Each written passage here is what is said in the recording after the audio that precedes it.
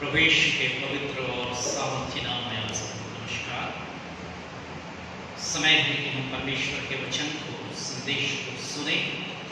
आराधना के पाठ के रूप में हमने पढ़ लिया कोरिन्थियों के काम और उसका 10वां अध्याय पद 31 से पद 23 से 34 तक, और आज की जो शिक्षा है उसके लिए हम पद 31 को लेने जा रहे हैं और प्रेरितों के काम उसके 10वें अध्याय और उसके 31वें पद में जो लास्ट में लिखा है, तेरी प्रार्थना सुन ली गई है और तेरे दान परमेश्वर के सामने स्मरण किए गए हैं। ये वक्तव्य कुरनेलियुस के लिए लिखा गया है कि तेरी प्रार्थना सुन ली गई है और तेरे दान परमेश्वर के सामने स्मरण किए गए हैं। और इसी की शुरुआत में 10वें ही अध्याय के 4 पद के आखिर में लिखता है, तेरी प्रार्थनाएं और तेरे दान स्मरण के लिए परमेश्वर के सामने पहुंचे हैं। और 21वें पद में लिखता है कि वो स्मरण किए गए हैं, ग्रहण किए गए हैं, ग्रहण के लिए प्रस्तुत किए गए हैं परमेश्वर के सामने। और 21वें पद में लिखता है कि वो स्मरण किए गए हैं या ग्रहण किए गए हैं। एक कैरेक्टर कुरनेलियुस है जिसके संबंध में वर्णन किया गया है कि उसकी प्रार्थनाएं परमेश्वर के सामने पहुंचे हैं और जो भेंट उसने परमेश्वर को दिया है वो स्मरण के लिए परमेश्वर के सामने प्रस्तुत किए गए हैं। धर्मशास्त्र को जब हम पढ़ते हैं उसमें दो स्थल जब हम यशायाह नबी की पुस्तक और उसके पहले अध्याय के 15वें पद को पढ़ते हैं, दो विरोधाभास के पद यहाँ पर हम पाते हैं। एक जगह लिखता है, जब तुम मेरी ओर हाथ फैलाओ तब मैं तुमसे मुख फेर लूंगा, तुम कितनी भी प्रार्थना क्यों ना करो तो भी मैं तुम्हारी न सुनूंगा। ये परमेश्वर का वक्तव्य है। और उसी प्रकार से पहला राजा और उसके 3 अध्याय के 5वें पद के दूसरे भाग को जब पढ़ते हैं वहां पर परमेश्वर कहता है, जो कुछ तू चाहे कि मैं तुझे दूं वो मांग। जो कुछ तू चाहे कि मैं तुझे दूं तू मांग, वो मैं तुझे दूंगा। ये परमेश्वर कह रहा है। और यशायाह नबी की पुस्तक में उसी संदर्भ में लिखता है कि जब तू मेरी ओर हाथ फैलाए तब मैं अपना मुख तेरी ओर से फेर लूंगा और तेरी प्रार्थना को न सुनूंगा। क्या परमेश्वर कहना चाहता है मुझसे और आपसे? इन दोनों स्थलों में दो कैरेक्टर हैं। और यशायाह नबी की पुस्तक को जब हम पढ़ते हैं पहले अध्याय को प्रारंभ से लेकर, और वहां पर परमेश्वर दर्शन दे रहा है यशायाह को और उसको बता रहा है कि इस्राएल के जो लोग हैं वो किस प्रकार से मुझसे मुख को फेर लिए हैं और किस प्रकार से बलवा कर रहे हैं, परमेश्वर के विरोध में कार्य कर रहे हैं, और इसलिए मैं उनकी प्रार्थनाओं को नहीं सुनूंगा। लेकिन दूसरी ओर पहला राजा की पुस्तक और उसके 3 अध्याय को जब पढ़ते हैं वहां पर हम इस बात को पाते हैं कि परमेश्वर राजा सुलेमान से कह रहा है, राजा सुलेमान से कहता है कि जो कुछ तू चाहे कि मैं तुझे दूं वो तू मुझसे मांग, मैं तुझे दूंगा। ये राजा सुलेमान से प्रसन्न होकर परमेश्वर इस वाक्य को कह रहा है कि जो कुछ तू चाहता है कि परमेश्वर तुझे दे तू मांग, वो मैं तुझे दूंगा।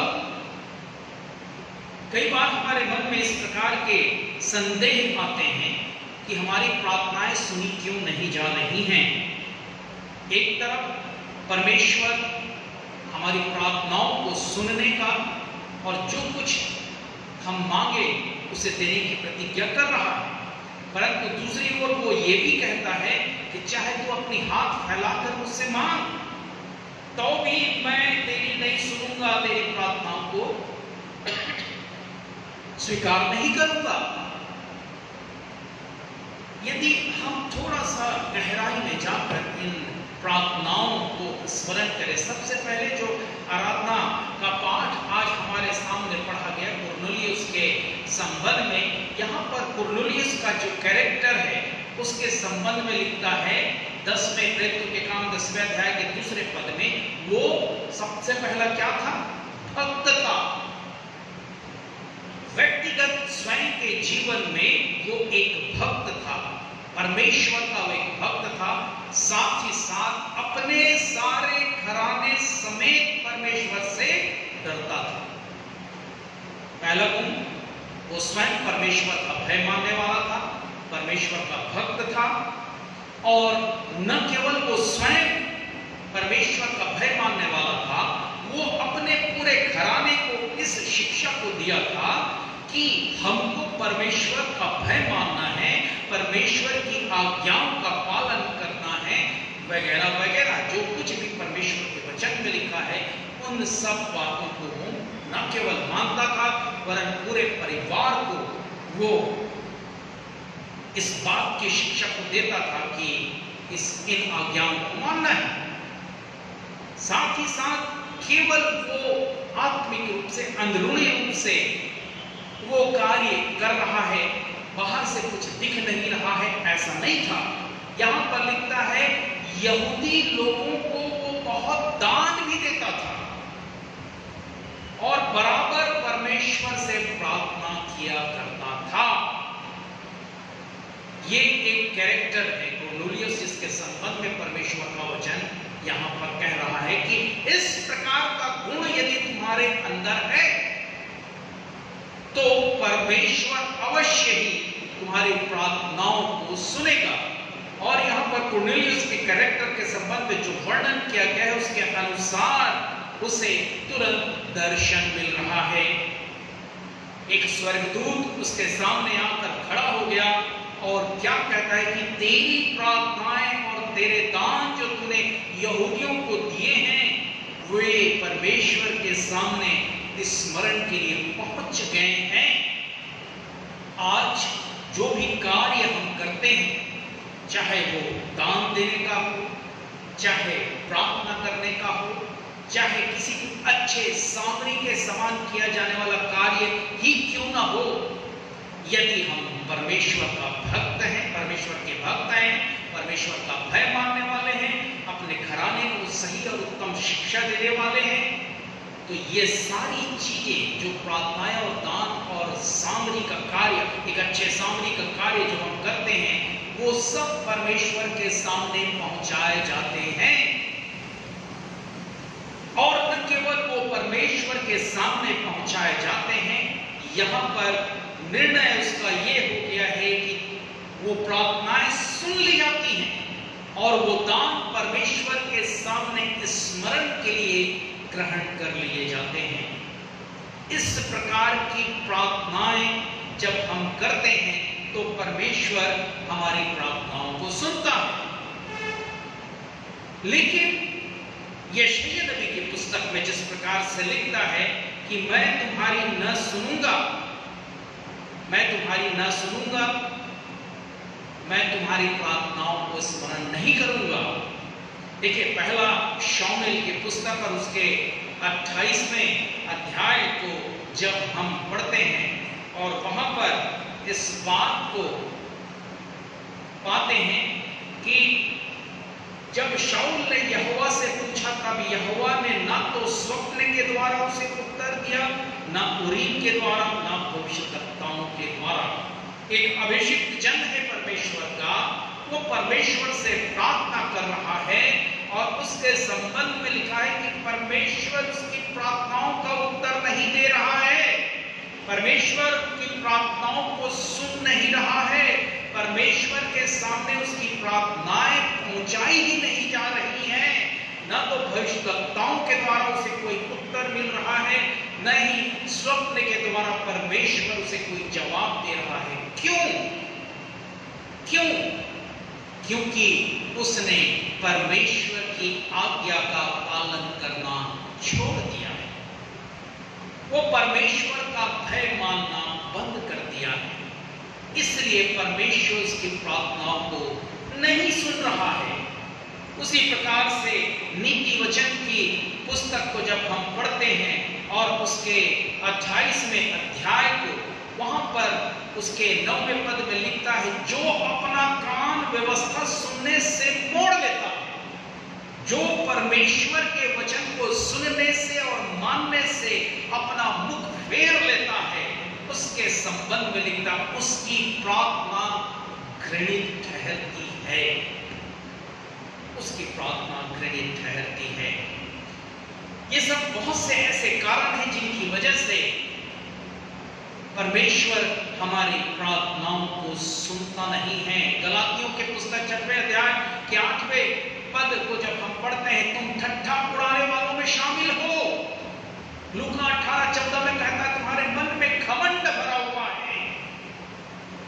याकूब 1:6 में कहता है, तुम्हारे मन में संदेह है।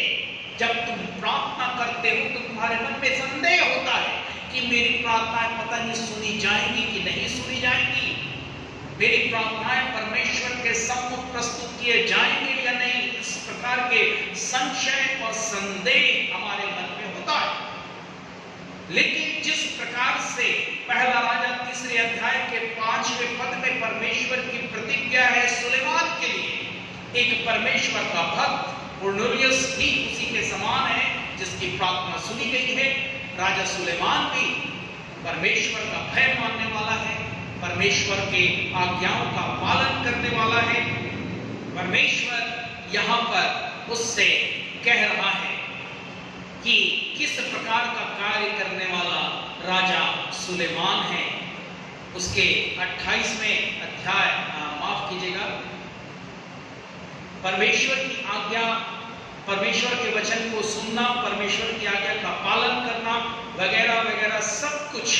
और यहाँ पर पहला राजा 3 अध्याय के 5वें पद में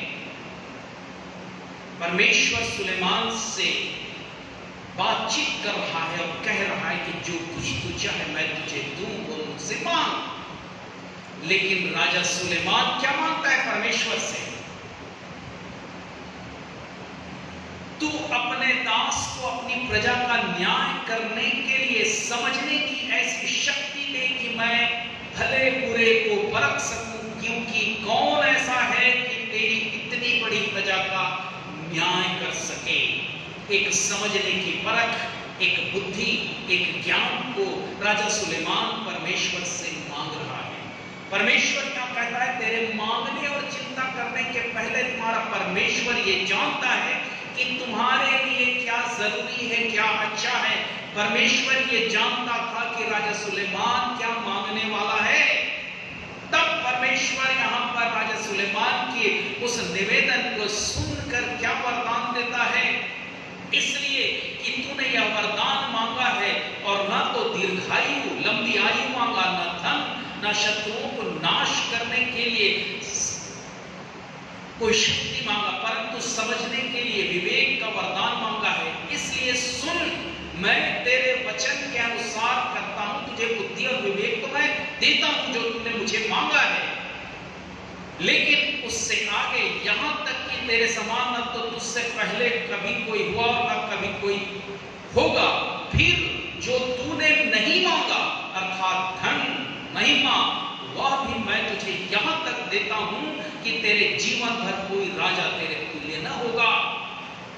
मन की खराई, मन की सिधाई को परमेश्वर जानता है, और इसलिए हमारे मनों में जो संदेह, संशय रहता है, उसके अनुसार हमारी प्रार्थना परमेश्वर के सामने प्रस्तुत नहीं किए जा सकते। सबसे पहली बात कि जिस प्रकार से यहाँ पर कुर्नेलियुस की प्रार्थनाएं और दान यानी कार्य जो हम इस पृथ्वी पर करते हैं, परमेश्वर के सामने पहुंचे तो सही। और जब ये सारी चीजें परमेश्वर के सामने पहुंचती हैं, तब हम उसी विश्वास और पवित्रता को और परमेश्वर की आज्ञाओं को थामे हुए कार्य करते हैं, तब परमेश्वर की यह प्रतिज्ञा है कि तेरी प्रार्थना सुन ली गई, तेरे दान परमेश्वर के सामने स्मरण किए गए हैं। इसलिए जो कुछ तू चाहे कि मैं तुझे दूं, वो तू मुझसे मांग, मैं उसे तुझे दूंगा। बहनों और भाइयों, आज मनन करने की आवश्यकता है कि हमारी प्रार्थनाएं क्यों परमेश्वर के सामने प्रस्तुत नहीं किए जाते, हमारी प्रार्थनाएं क्यों परमेश्वर नहीं सुनता, क्यों हमें ऐसा लगता है कि हमारी प्रार्थनाएं नहीं सुनी जा रही हैं। क्या हम इस्राएलियों के समान भटके हुए प्रजाति में तो शामिल नहीं हो गए? क्या हम शाऊल के समान अभिषिक्त होने के बावजूद परमेश्वर की आज्ञाओं को पालन करने से विमुख हो गए? क्या हम परमेश्वर के वचन को सुनने से, उसको मानने से कतराने लगे? ये सारी बातें आज मनन करने की आवश्यकता है। कहीं हमारे मन में संदेह तो नहीं, कहीं हमारे मन में किसी के प्रति कोई विरोध तो नहीं? पहाड़ी उपदेश मत्ती 5:24 में परमेश्वर इस बात कहता है कि किसी के मन में तेरे विरोध हो तो जा पहले उससे प्रेम कर, उससे क्षमा कर, और मेरे पास आके तब मैं तुझे तेरे अपराधों को क्षमा करूंगा, तेरे प्रार्थनाओं को सुनूंगा। मरकुस 11:25 में भी इसी बात को लिखता है। हम नाना प्रकार की अनर्थ कल्पनाओं को करने में लगे रहते हैं, ऐसे करूंगा, वैसे करूंगा, आने वाले दिनों के लिए कल्पनाएं करते हैं। भजन संहिता 66:18 में इस बात को कहता है कि तू मन में अनर्थ कल्पनाएं करता है, इसलिए मैं तेरी प्रार्थनाओं को नहीं सुनता। लेकिन जब हम परमेश्वर के वचन के अनुसार अपना जीवन व्यतीत करते हैं, परमेश्वर हमारी प्रार्थनाओं को सुनता है और हमारी प्रार्थनाओं का उत्तर देता है, और हमारे जीवन में वो सारे जो चीज जिनकी मांग हम परमेश्वर से करते हैं, वो परमेश्वर पूरा करने के लिए तैयार है। हम राजा सुलेमान के समान परमेश्वर का दर्शन देखने वाले हों, और परमेश्वर हमें उस गिनती में रखे जिस गिनती को उत्तरवादी पाठ के रूप में हमने पढ़ा। क्या ही धन्य है वह पुरुष जिसे परमेश्वर दर्शन दे और उसे ये कहे कि जो कुछ तू चाहता है कि मैं तुझे दूं, उससे मांग। एक धन्य पुरुष वो है, एक धन्य पुरुष को हमने उत्तरवादी पाठ के रूप में पढ़ा है। मैं कहां, हम कहां, हमारा परिवार कहां? क्या मैं एकला चलो रे वाली फार्मूला में तो नहीं चल रहे अपने परिवार को छोड़कर? न केवल हमको आगे बढ़ना है, वरन अपने परिवार को साथ में लेकर बढ़ना है। तब परमेश्वर कहता है कि मैं तेरी प्रार्थनाओं को सुनूंगा। तेरी प्रार्थनाएं और दान परमेश्वर के सामने स्मरणार्थ प्रस्तुत किए गए हैं, और परमेश्वर तेरी प्रार्थनाओं को सुन लिया है। परमेश्वर इन वचनों के द्वारा हमारी अगुवाई करे। आइए हम प्रार्थना करें। जीवते सामर्थ्य सर्वशक्तिमान को परमेश्वर तेरा धन्यवाद करते, तेरे जीवित और पवित्र वचन के जिसे तूने हमें दिया है। यीशु के नाम से ये वचन फलवंत होने पाए। सारा आदर, सारी महिमा परमेश्वर को देते और इस प्रार्थना को उद्धार करता प्रभु यीशु मसीह नासरी के नाम से ही मांगते।